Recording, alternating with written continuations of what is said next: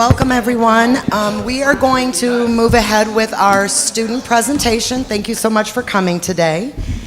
You are going to hear presentations from two student groups, a group of students who have been with our MSAN project and youth conference, as well as our African American Youth Strategic Council. Okay, hold on one sec. We're going to try to pack a lot in an hour, leaving about 10 minutes at the end for any of your questions and opportunities for the students to answer those. So we're going to quickly do an overview of the presentation. Our students will introduce themselves. You'll hear highlights from the MSAN project this year, highlights of a problem statement, root cause analysis, and recommendations from the African American Youth Strategic Council, and then their recommendations. Just to ground everyone today, as a reminder, the Madison School District is a member of the Minority Student Achievement Network, also referred to as MSAN. MSAN is a national coalition of multiracial, suburban to urban school districts that have come together to understand and eliminate achievement and opportunity gaps that persist in their schools. Every year, we invest in a group of students, in their leadership. We send them to a student conference.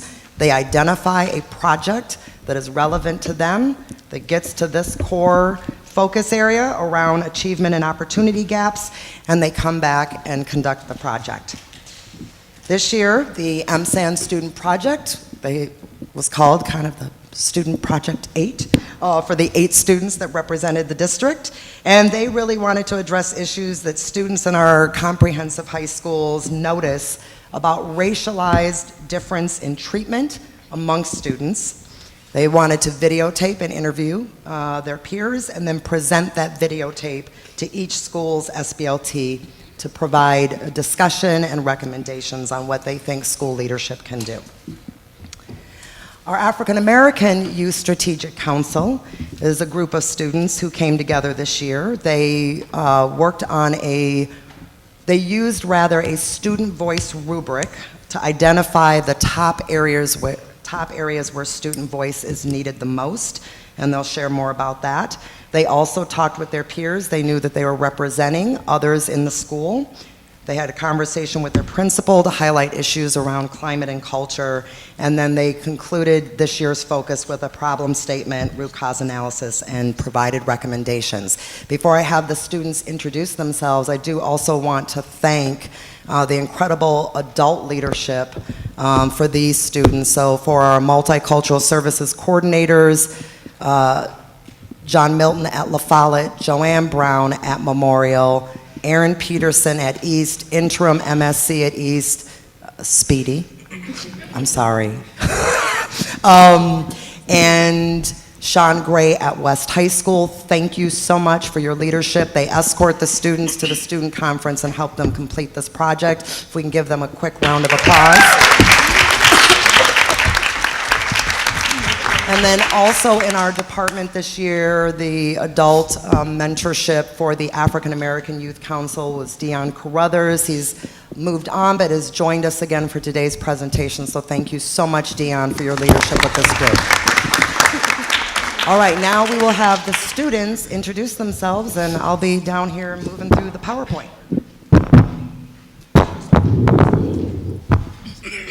Hello, everybody.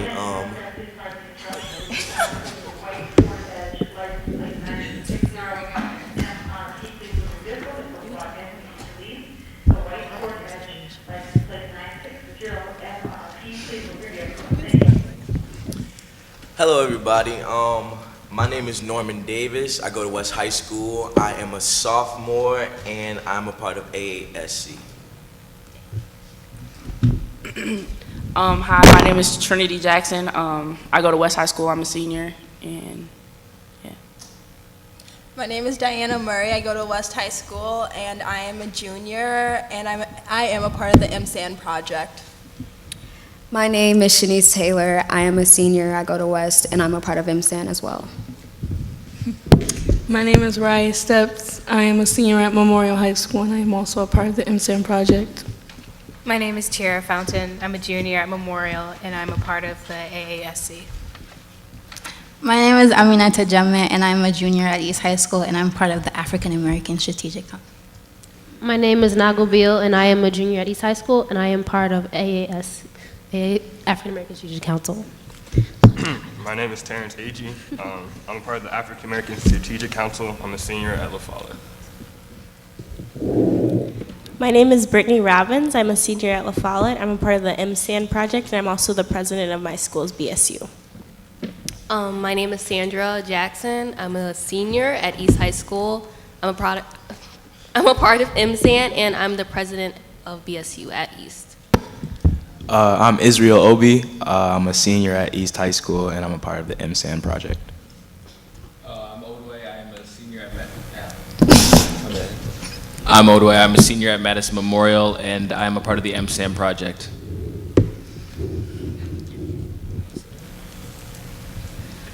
All right, so 8 of us were selected to go on the Minority Student Achievement Network Conference this year, which took place in Chapel Hill, North Carolina. The overall theme for this conference was Every Step Leads a Trail. However, MMSD decided to go with the path of student success when strong teacher relationships are present.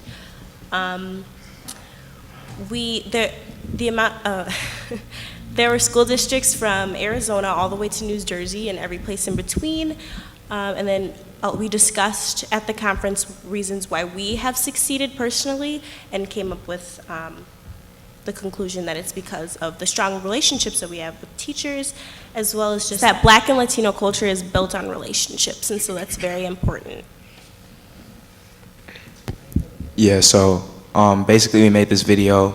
We went around recording different students from every school and getting their opinion on how teachers have affected them in school and how they motivate them or how they negatively affect them and how they do. So yeah.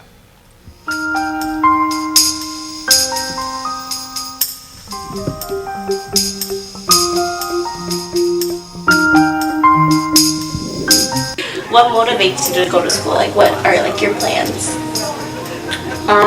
To graduate and then go to college. Yeah. What are things that would help you become more engaged in classes that you don't like going to? More interesting topics. More interesting topics. What class do you like the most, and what makes you attend it? Gym, because it's like fun for me to move around and keep my energy up. And the teacher is usually like nice and makes the class fun. That's good. What do you consider nice? Like, what makes the teacher nice? They like individually like talk to you every day and make sure like how's your day going, and they just kind of like just make you feel like you're welcome in the class. So I feel like some teachers just don't take the time out of their day to like plan their lesson.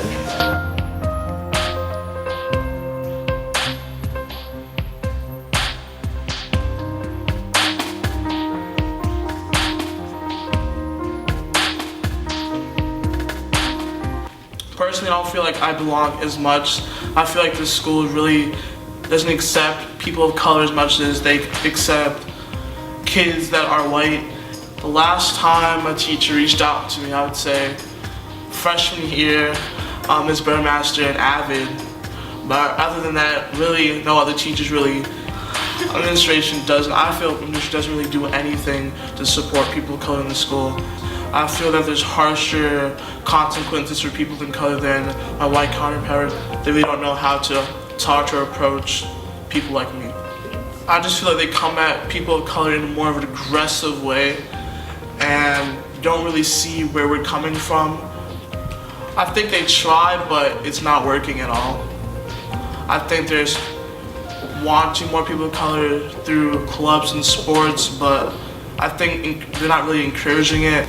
I do feel like I belong at West. I kind of feel like this school like caters to white students. When I walk in, my teachers generally know me and they talk to me, they pull me aside. I'm like expected to succeed most of the time. I feel like my teachers are constantly trying to engage with me. Do you see blatant discrimination in your classroom or school? Not towards me, but towards my classmates, yeah, all the time. I think sometimes it's from teachers and they don't realize that they're doing it. I think it's like students too, so like white kids will talk about the cafeteria or the caffeinasium, which are like belong to students of color more at lunch, right? And they'll kind of talk about those spaces as inferior or like, I don't want to go down there, it's dirty and loud. And they're talking about the space, but it's like they're talking about the people too. To be honest, I don't necessarily think our school does encourage diversity and inclusion. I think we like to say that like we're this really diverse school, and like by the numbers we are. It's like this thing where you know it's diverse numerically, but it doesn't feel that diverse because at least honors or AP classes, you go in and it's like a sea of white folks.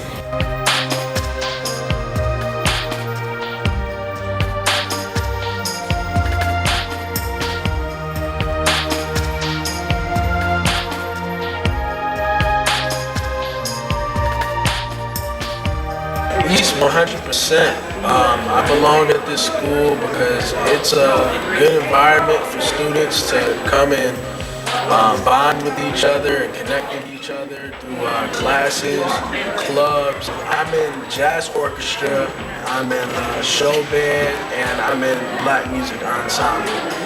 And that keeps me busy as a student, as a person outside of school, and it definitely keeps like we want to be involved in these because you don't want to just go to school and just for the clubs, but when you do it also because of the clubs, it just gives you that extra sense of motivation. So I'd say yes. Sometimes teachers will give students, and especially some black students, a hard time that they probably shouldn't even have. And the student might not really be doing too much. I know for a fact that the people that I know, if they felt like in class they were going to be successful and they felt like people were going to work with them and try with them, they would definitely go to class. 'Cause they're not effective in what they do. Because if they're effective, they wouldn't have the same continuous problems over and over. If they're not doing what they're supposed to do, what makes you think everybody else in the school is going to do it? They're just here to do their job. Some of them don't care. I've seen like teachers target certain students more than others, and sometimes it's because of their race, I think. If there's like a African American student, and he gets called out more for doing like talking back or talking than like a white kid. A certain counselor, she favors students of certain colors. Yeah, I don't trust her, so I can't go to her for things, and she's my counselor. I feel like these teachers are ignorant on our culture. I learned very, very differently, and like all my teachers, they got my back though. Like, they won't allow me to give up and whatnot. It's like, whenever I'm in the hallway, somebody always say something to me. But a whole group of white kids can walk past and ain't nobody gonna say nothing to them. Like,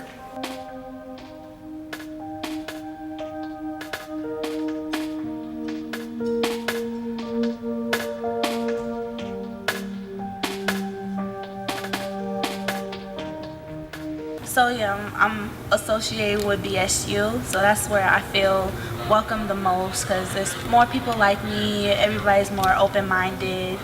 But outside of BSU, it's a little separate, honestly.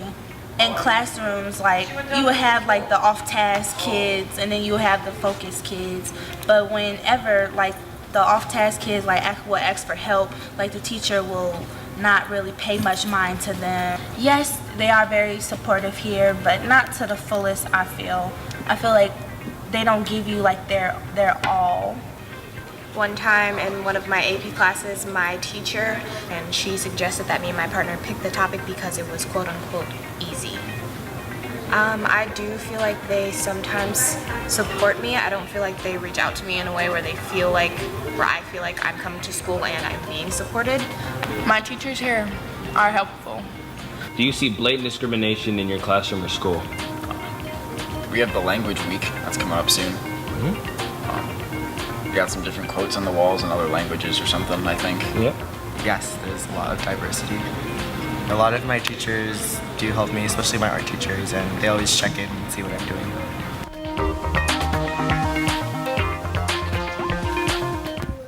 So basically, from that video, from interviewing the students, we really learned that a lot of kids that weren't succeeding felt like their teachers didn't care about them, or that they didn't want them to be successful, or they didn't think that they could be successful.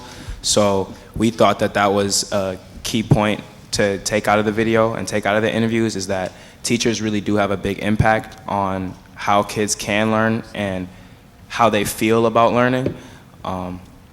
You want to add to that? We kind of learned a lot about how if a student doesn't feel welcome in a teacher's classroom, they're not going to try as hard in that teacher's class, and how a lot of times it had a lot to do with trusting in their teachers. If they don't trust their teachers, they don't feel comfortable in the classroom, and they're not going to be as likely to show up and work as hard. What we learned from presenting to SBLTs is that like a lot of teachers, they want to support their students of color, but they don't know how to do it in a way that's not going to lower the expectations for the students of color. We also learned that we know that a lot of teachers are working hard to close the achievement gaps. They just don't know how, and they don't have a lot of student input on how to close those gaps from underperforming students, and they ask already excelling students. So, yeah.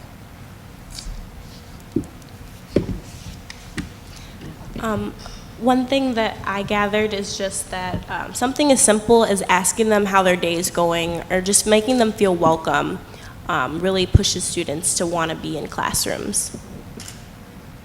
So for African American Youth Strategic Council Group, during our first few meetings, we looked over the student voice rubric, which consisted of these 6 parts.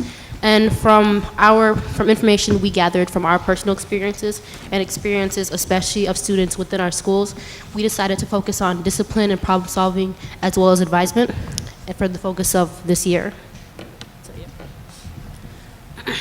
So for African American youth, we felt like because of the fact that teachers aren't able to resolve issues within the classroom, that interferes with a student's education.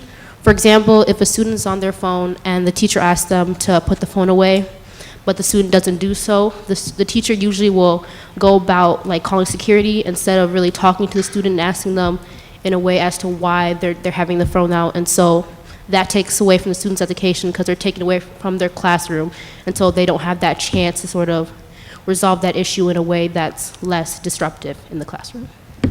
Yeah, like we thought it was because like teachers like don't take the initiative to like talk to students and like get them and like let them explain why they're using their phone, because sometimes like students can have like valid reasons whether they're like texting their mom or it's for something that's actually important, but then teachers just automatically assume, oh, they're just playing on their phone and they're not listening.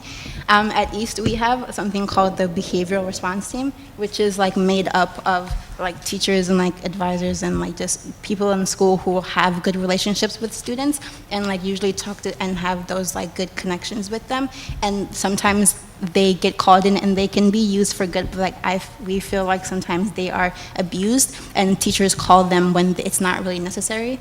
Like if students using their phone, like when we're supposed to have a zero tolerance policy for phones, but teachers don't enforce that. So if you don't enforce rules from the beginning, or like, and you don't set boundaries and let students know that this is like my line, and this is where I draw it, and if you cross that, there's going to be consequences, then students are bound to break those rules. And then when you get mad at them for something that you didn't, like a system that you failed to create, so that they know like this is like your boundaries, so you should stay inside of it. So then like sometimes like they call the behavior response team for things that can be resolved with just talking or just simply taking away the phone and putting it in a bag. And then, yeah.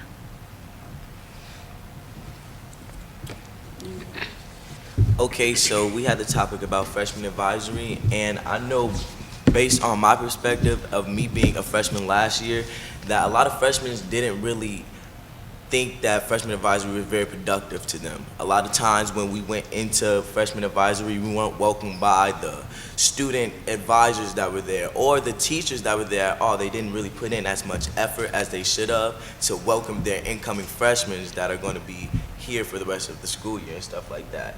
Some people would say that it's a waste of time, and a lot of people just skipped it because it was just like, why do I need to go here if like nobody's really teaching me stuff that I need to know? We really didn't get taught about like places to go or like study things that we need to know about. It wasn't really informing us about stuff that we already didn't know about. As me being like an advisor, it's kind of hard to teach like a class of students and you're still a student, especially if like the teacher teaching the advisors how to like teach the freshmen, like we didn't get a lot of structure. It was kind of like unorganized. And like some classes are good, some classes are bad, so it's kind of hard to tell. But like if you have like a kind of like disruptive class, it's like hard because there is a teacher in the classroom, but it's kind of like they don't say anything. They just do roll call and that's it. So it's hard if you have disruptive class and like the teacher never says anything. And the advisors get graded based off like whether the kids are participating or if they're paying attention or if we get through the lesson. So if we can't get through a lesson, then like the advisors get a bad grade. One thing that we went over was course failures and enrollment in AP classes. One thing that we noticed was that the problem kind of starts in 8th grade when we're told that a lot of high school teachers aren't going to be able to help you or they're not going to want to help you and that you're kind of on your own. So I feel like for many students of color who might not know about AP classes or know about honor classes or had siblings in those other classes, it's intimidating to kind of like go into a class that you don't know about and then you're already kind of had this idea that a lot of teachers aren't going to help you.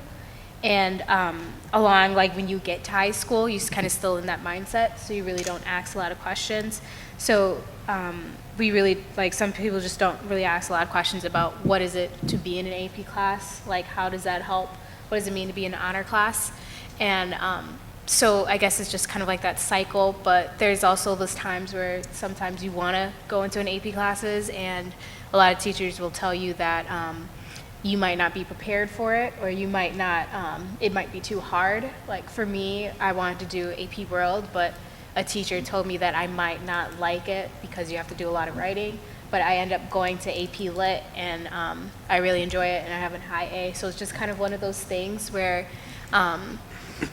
it's like sometimes the people will like discourage you and then you will believe it, and not to mention when you go into an AP class, they're like, for me, I'm the only African American student in both of my classes, and overall for students of color there might be maybe 3 or 4.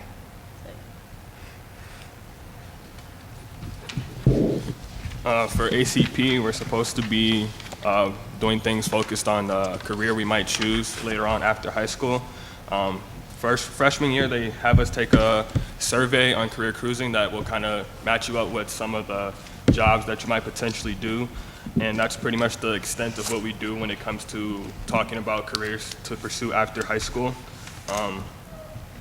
They don't really also like advise you into what classes you should take if like you're trying to be like a surgeon or an engineer. They don't really advise you with what classes you can take in high school that will help you with that. Also, like the teachers are also not very engaging with the students when it comes to ACP. It's more of just here's a slideshow, look at this, remember this, and that's that. And the teacher's not really pushing through the content, and also the content's not very relevant to some of the students, so they don't feel like it's necessary for them to listen or like understand what's going on.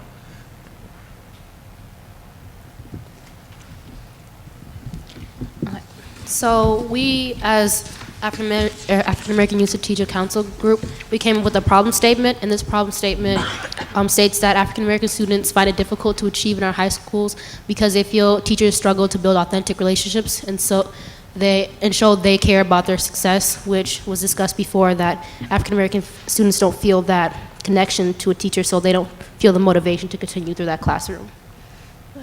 Our desired state is that African American students want to feel like teachers and staff care about their successes and have like a mutual respect.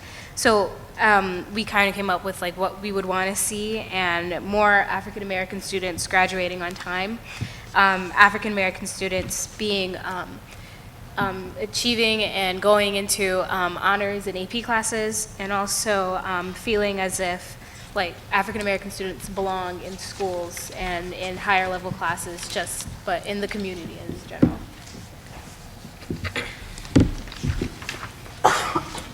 Okay, so this is our root cause analysis, and one point that really stuck out to me is they have a mindset that a student is not ready to achieve in a classroom. And an example of that is like a teacher saying, I think this will fit you more, you know, like in a subject or something like that, or say we're doing a project. and they want you to do like an easy subject because, you know, they like are putting you in like this certain category. And I think that is like one of the worst things that you can do to a student. Like, here's your tip, like, don't ever put a student in like a box, because that's like the worst thing you can do. Like, that's already setting them up for failure and stuff like that. Like me, a teacher walked up to me and they gave me like a low test. This is in Western Civ. And then I was like, why do I have a different test than everybody else? Well, I think this test is a little bit easier for you. This is gonna fit your standards a little bit more. You don't even know me. How is this gonna like fit my standards, you know? So it's like kind of ridiculous to hear like a teacher say, oh, you're not just ready for this, like this will probably be in your settings or something like that. So don't put students in boxes. And also what I felt was important that stood out to me was teachers don't put effort into prioritizing relationships with students. And we felt as a group that relationships is our main like thing in high school in a way that students can succeed. And if they don't have that, they're missing a piece for them to keep on those stepping stones to succeed. And also when they without that, students feel that there's no more motivation for them. So they don't feel like there's a reason for them to go to the classroom. There's a reason for them to continue do these hard classes. So they don't feel that teachers are there to support them. They don't have that support that they need to get through high school. And then also when we said that they might not feel comfortable or lack empathy, certain teachers sometimes feel like their job is just to teach you. They shouldn't like care about what's going on at home because that shouldn't affect your schoolwork. Like they feel like your schoolwork should always come first to anything, so they don't really think about the things that you have going on out of school, whether it's like sports or work or like if you have family problems in certain situations like that. So they just like, if you miss an assignment because something's going on at home, they don't take that into consideration. They just automatically be like, oh, she didn't want to do her work. That person didn't want to do their work, so they didn't do it, and that's why they deserve the grade that they get, when it might not be that. Like a student could be actually trying very hard in that class, but they're just not succeeding because there's a lot of other outside factors that are interfering with their schoolwork. And then if like the teacher's not supporting them and taking the initiative to talk to them and be like, oh, well, what's going on at home? If you want to talk about it, like I'm always open and showing that like they're willing to like reach out and like give leniency where it's needed, then the student's not really gonna try. Oh, and just like one thing to say, like a lot of like sometimes even like my principals or something would even say like, well, a teacher might not feel comfortable, you know, like asking you like how are you doing or like helping you out with stuff like that. And I feel like if this is your job, if you signed up to be a teacher, then you need to be comfortable with like talking to students and asking them like certain questions like how was your day and stuff like that, because that's what you signed up for and this is what we come to school for. Yeah. Like if you're not putting in effort, then the students, they're gonna know like they're gonna think that you don't really care about them or like their success or anything. So. Yeah. Mm-hmm.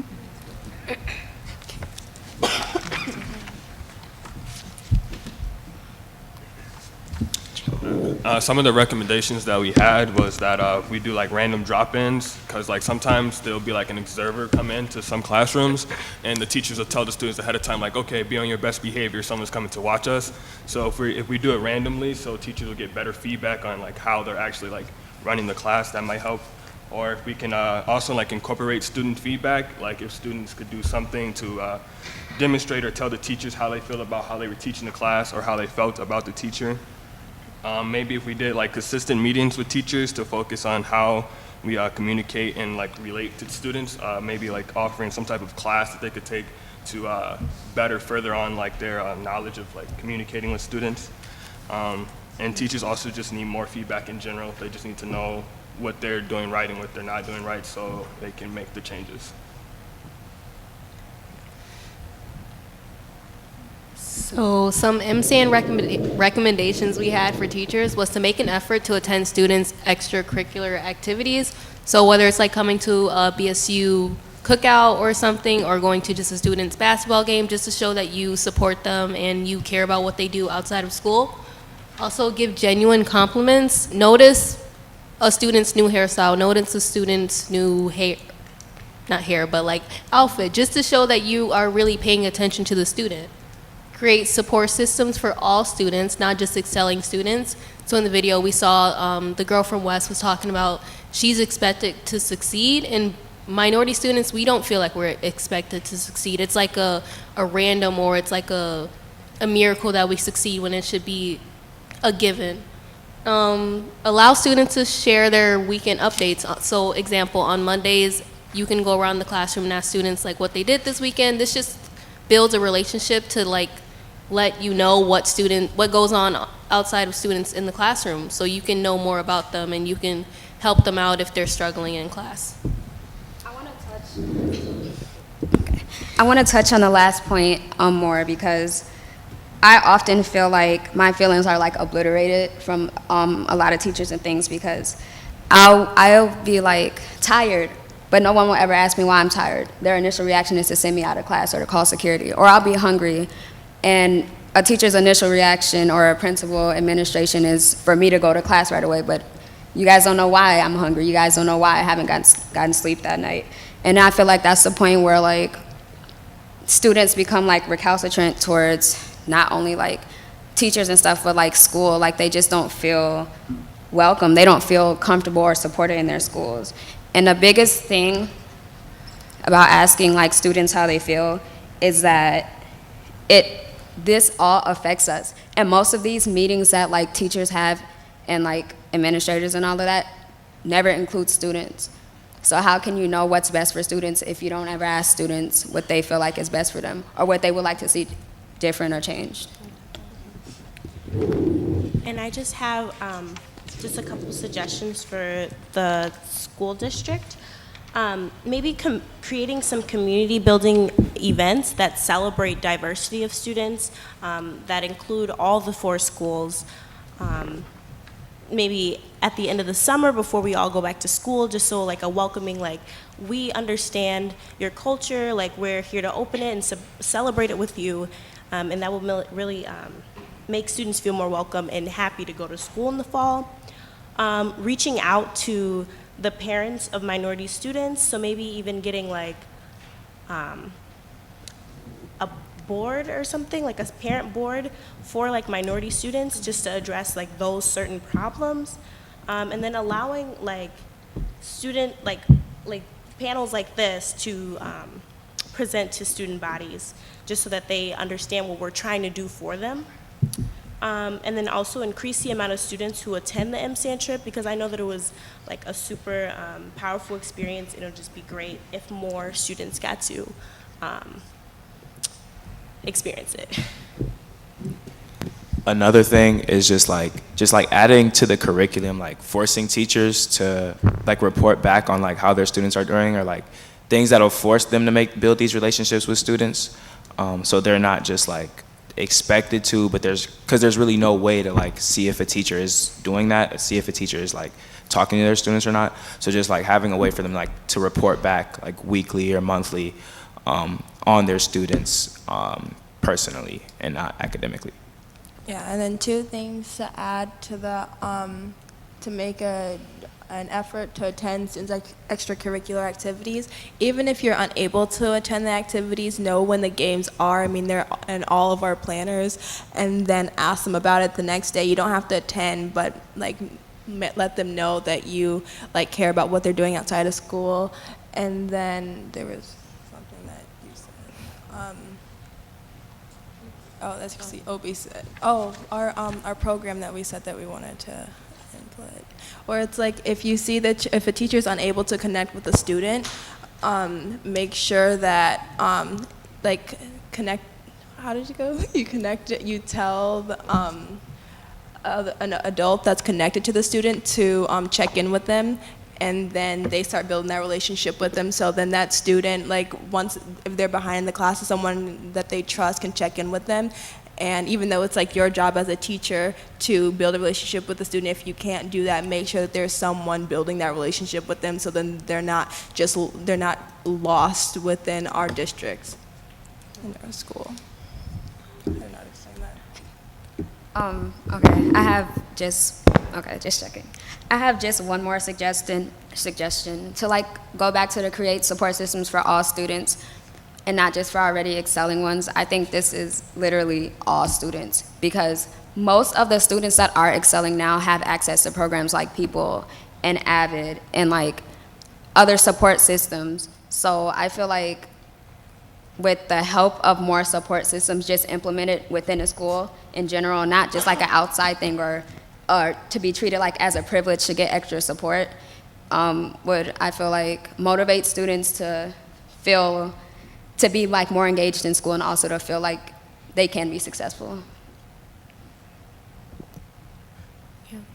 Just connecting to what Shanice said, I think that's really important also.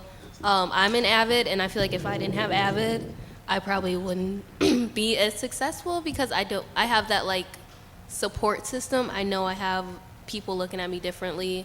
So just think about all the students who are not in People, AVID, or all of these other things. They really probably feel lost. So it's more dependent on the teachers now to create those support systems, because otherwise, if they don't have it at home and they're not getting it at school, these students have no one to turn to, no one to look at them a certain way and put them on this like standard. So yeah, just be a support system, reach out to students. And then not only will the students feel more supported by these, I feel like teachers, they expect more for students like this, because when you pull up a student's IC, it's flagged right on the top of their picture, AVID, that they're in. And so like they expect more from you because they know that you have the support and they know that you know what you're supposed to be doing. And so if we had more support system, then more teachers, I feel like, would know that these students know what they're supposed to be doing, so that they kind of like encourage them like and help them keep going. And then, like, I know a lot of you guys aren't, like, in the classroom teachers, but you guys are here at Doyle, so it's, like, what can you guys do to better, help implement these programs or, like, these ideas into the schools and into teachers? But I feel like something that would be, like, really helpful is you, like, push schools to have racial bias training, like understand like how their ideas like impact the classroom and impact students and impact student success. And I feel like when you do that, like that will at least impact the classroom, individual classrooms as a whole.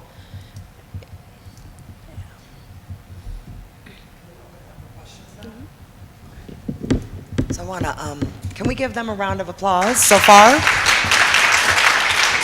And we wanted to make sure that there was opportunities for any questions based on the kind of the highlights of their presentation. We will have a full kind of written report highlighting more by the end of the school year. But if you could come up and introduce yourself, your title, and pose your question, that would be awesome.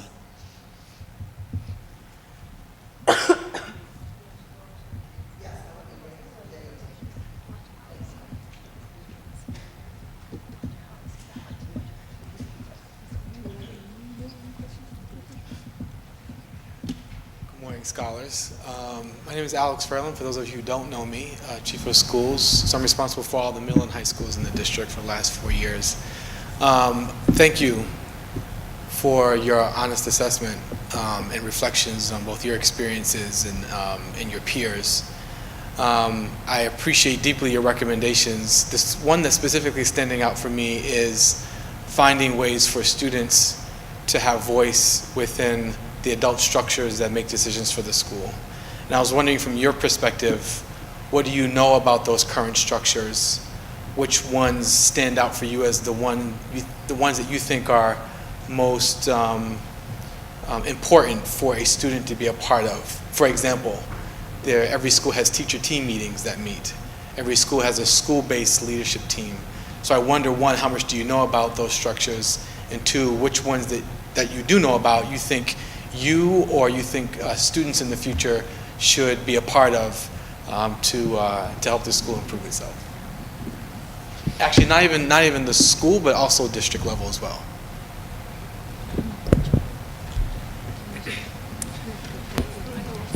I think that well, for MSAM we presented to the the school-based leadership team. So I think that would be a good thing, like to add students to the meeting sometimes, and get their like reports on like the different things that the SBLT team does or the SBLT does to see if it's working. and to see if the students notice the changes and notice the impact that it's having. To bounce off of what he said, like, I know, like, I probably, like, with meetings revolving around, like, how to, like, what's the word? Fix, like, student success or whatever. A lot of those meetings I sat in, not only were there, like, few students, but, like, what was on the paper I couldn't understand. So it was, like, I couldn't even understand what was, like, happening to me or, like, what the teachers were trying to implement. To answer your question about like what students already know, before I was even in MSAN, I've never heard of the SBLT before, and I have no idea what teachers do on the short Mondays. I have no idea what you guys talk about in your meetings and what you guys do to like, yeah, just I have no idea. I mean, I know at West High School that, well, this is like something that our principal put in for students to give their voice within the school, but like for our student advisory team, which is really helpful. But the problem is that we have already excelling students, so if we got more students of color who were underperforming, they could give their voice on what they need, because like us as students of color, like it took a while for us to realize like why are you guys succeeding? It's like it took us a bit longer than it should have to understand like the reasons behind our success, and we came up with student-teacher relationships. But it's like the students of that are underperforming, a lot of them know what they're lacking and why they aren't performing as well as like the excelling students. So if we gave those students more of a voice, I feel like a lot more things could start changing and going in a more positive direction. Like Diana's saying, we're always asked. I mean, all of us we can probably name like 2 more things that we participate in, and we're always asked like, why are we succeeding and stuff like that, and getting our opinion, but we're pretty much good, to be honest. So yeah, just implementing, that's what we were trying to show in the video as well, like students whose voices are not gonna be heard, and why they aren't succeeding. And obviously, as you can see, it's a lot of students, so you can see that those students are not being heard. So just reaching out to like, we have like a girls group that, like older classmen work with like younger classmen students who aren't as successful. So maybe like incorporating like girls groups like that instead of like AVID people or, you know, like people program, because these kids are already getting about like 3.0s. They're already doing good in class. So you just, I don't know, more focus on students who aren't excelling instead of the students who are pretty much well off. And then with student input, just like we're told like that we have to take this climate survey every year, but then with the results of that, like they ask how we feel about it, but they never ask what do we think should change about the school. They never ask our input of like what they should do to make us like have less of the negative, because like that's all the like choices are, is like negative, very negative, neutral, positive, or very positive. And it's like, well, they never tell us how to get away from the negative aspect of it. To go back on to like the SBLT, from what I've seen from the groups, there's like a low diversity of like the teachers in the room as well. So we have a few teachers who are minorities, so probably like adding them into it as well will like have them give input as well for like minorities in the school as well. Yeah. And for like some input, okay, like for input and stuff like that, I know that teachers have like Monday meetings. That's like why we have short days. I always ask like teachers like, can you meet today after school? Oh no, I have meetings. And to be honest, I do not know what they talk about in there, and it's very vague about what they talk about. Like some teachers have told me, well, we talk about important stuff. And like maybe an idea is, yeah, maybe like an idea is like, for example, they have PCT Mondays, maybe like every 2 weeks, maybe every week we can have like a group of students go in and talk to the teachers like, hey, this is what we observed, this is what we're looking at, and this is what we think needs to change. Because it's a lot that we have to say.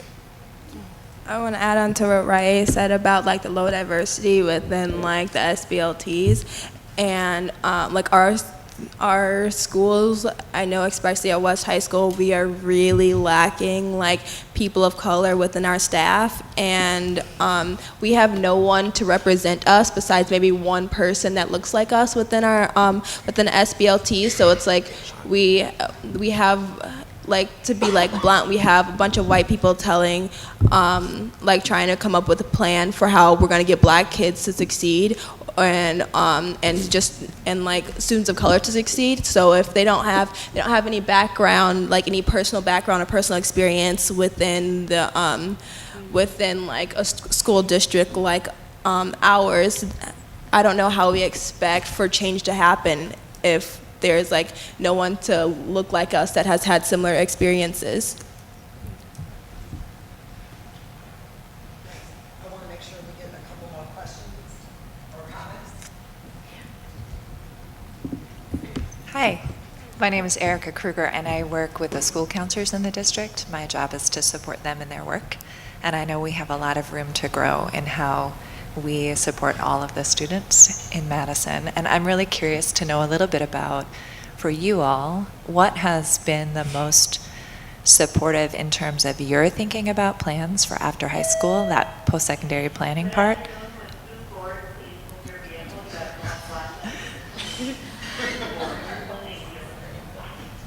So what things do you think have been the most helpful in terms of experiences or support, and what things have gotten in the way of you feeling like you're getting the support that you need to think about life after high school and be able to access the opportunities that you want? Thanks.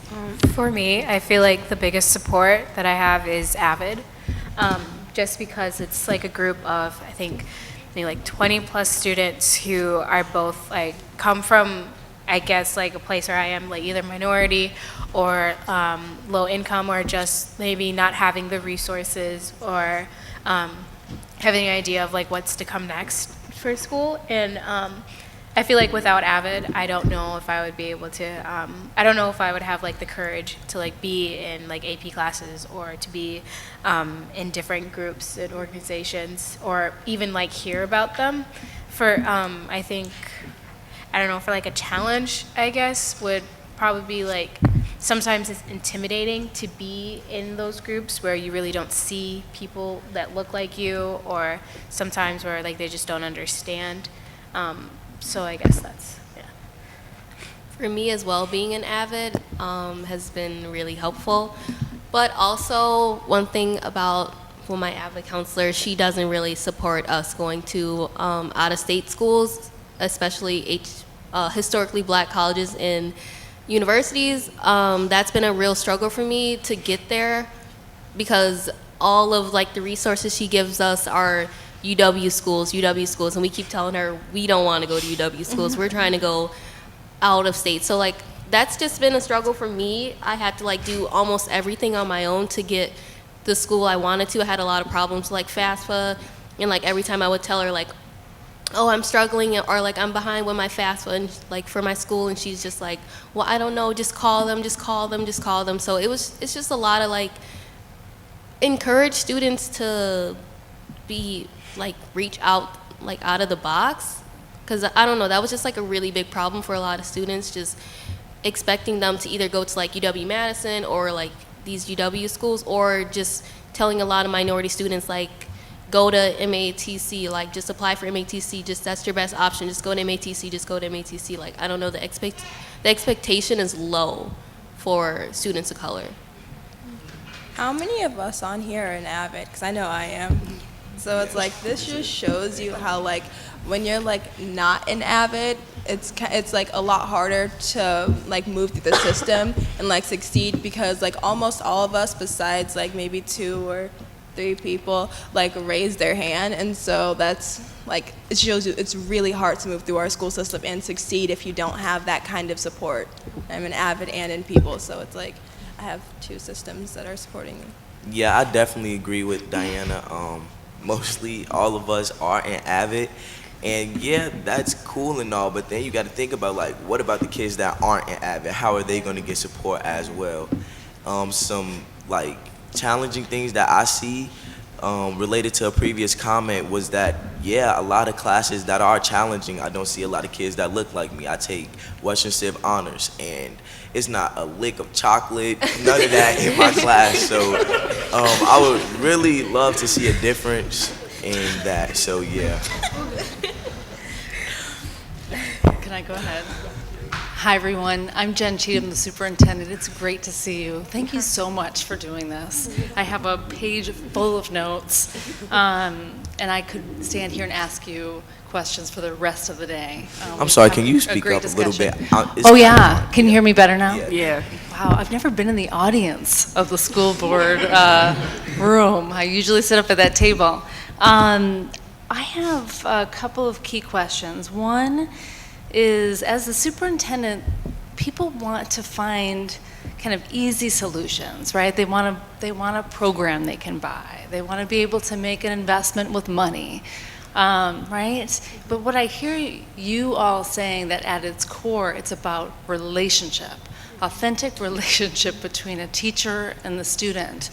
So I guess help me with that. When people ask me, Jen, what can you do about this? What can you buy? What investment can you make? Give me some advice on how best to respond to that question. It's not about the money. Because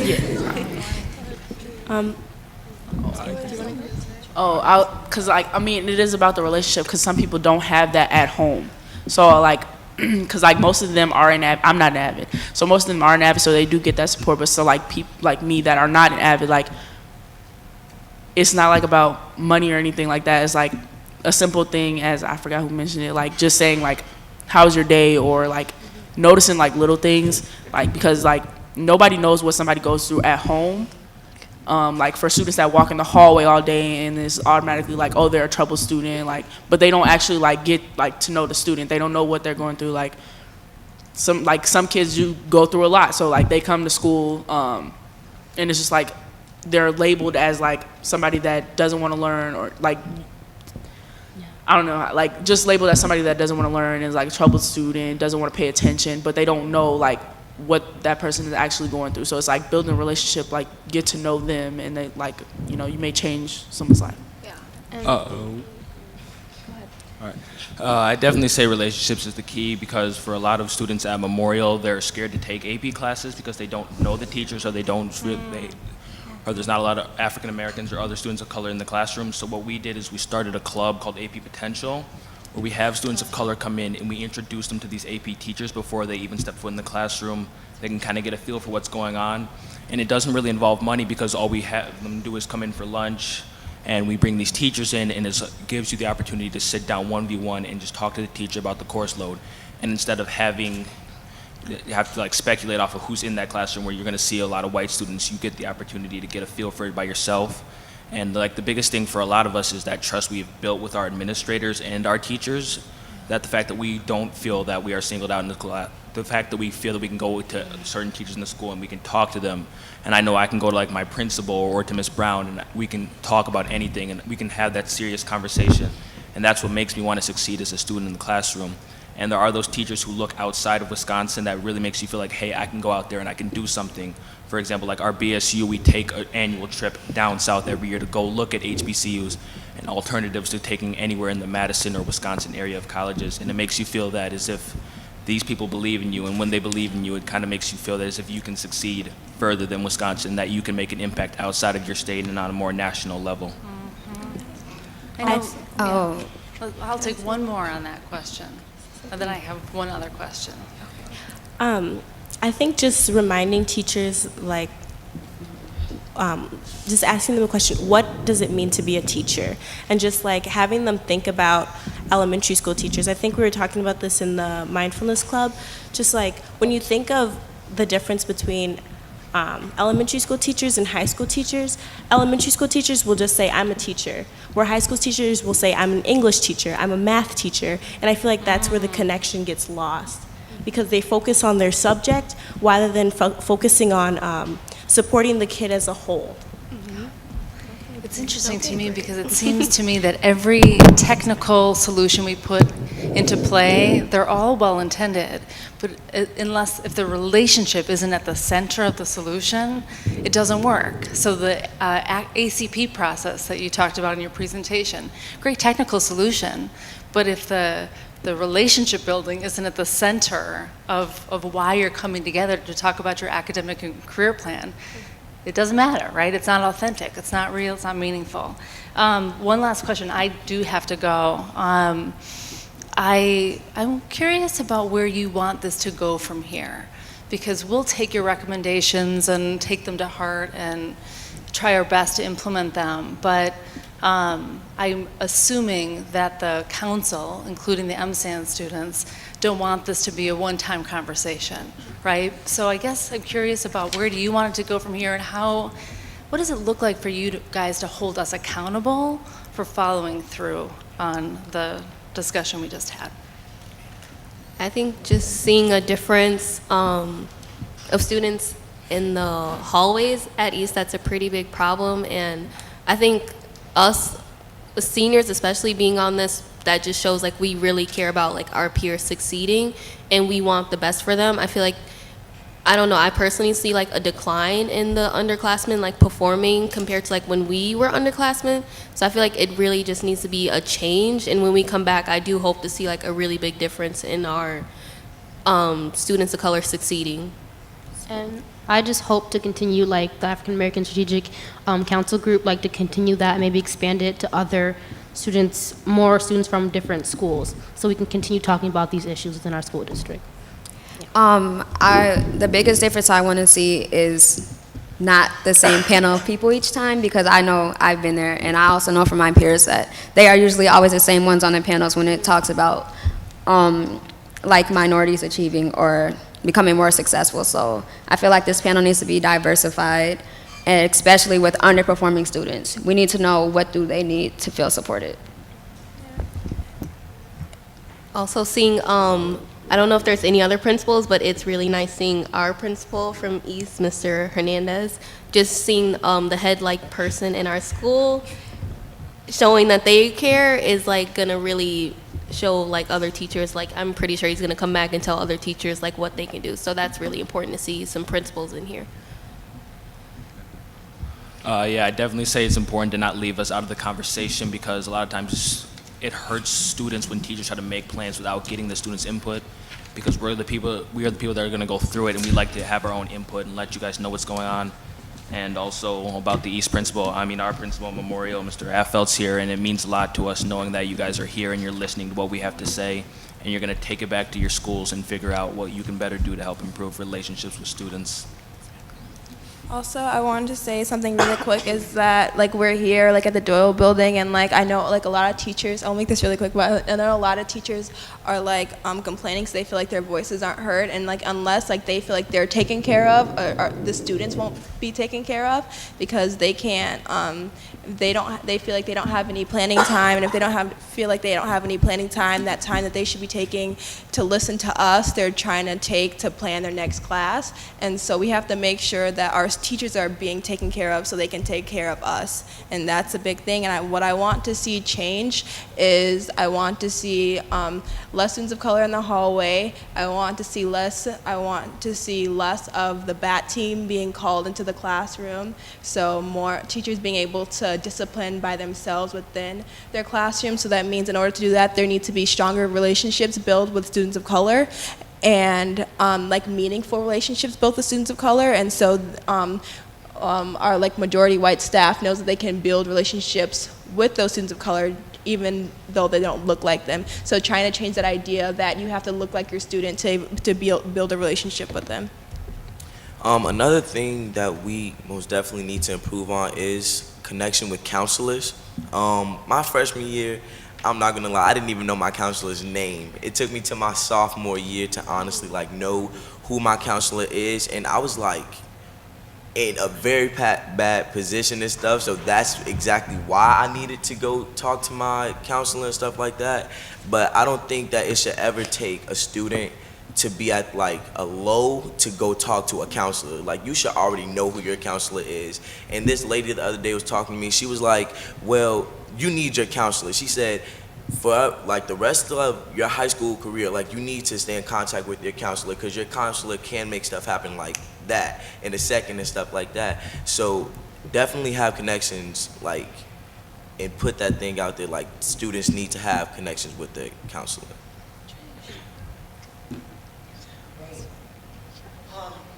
Well, for the sake of time, I want to just draw this presentation to a close. I know that some of you are actually heading to La Follette next to do your presentation to the SBLT by 2, but if you have a few moments, students are available for a few moments if you want to continue to ask any questions or share comments, and I think we're going to get some of you some pictures, quotes from y'all. Thank you again, leaders.